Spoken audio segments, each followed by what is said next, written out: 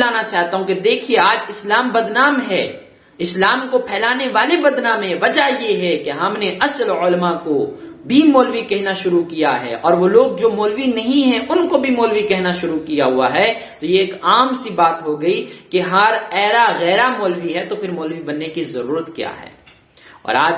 پڑھے لکھے لوگ، پڑھے لکھے مولویوں کی بات کو عام لوگوں کی بات کی وجہ سے کینسل کر دیا جاتا ہے۔ ایک عالم کی بات قرآن میں ہے، حدیث میں ہے، اس کو لوگ نہیں مانتے کیونکہ وہ ابھی نیا ہے، اور ایک آدمی بہت پرانا ہے اس کو مولوی کہا جا رہا ہے۔ بھائی گاؤں محلے کا بہت پرانا امام ہے، اگرچہ قرآن سے واقفیت نہیں ہے، اگرچہ حدیث سے واقفیت نہیں ہے، مگر اس کی بات کو مان دیا جاتا ہے۔ میں ایسے کسی بھی انسان کا مخالف نہیں ہوں، میں صرف یہ سمجھانا چاہتا ہوں کہ اگر آج ہمیں انقلاب لانا ہے، آج ہمیں اپنے آپ کو بدلنا ہے، اپنے معاشرے کو بدلنا ہے، تو ہمیں اس بیماری سے نکلنا پڑے گا، اپنی زبان کو بھی کنٹرول میں رکھنا پڑے گا، اپنی سوچ کو بھی بدلنا پڑے گا کہ جو مولوی ہے اسی کو مولوی کہا جائے، اور جو مولوی نہیں ہے اس کو ہرگز مولوی نہ کہا جائے، ورنہ ہم گنہگار ہو رہے ہیں۔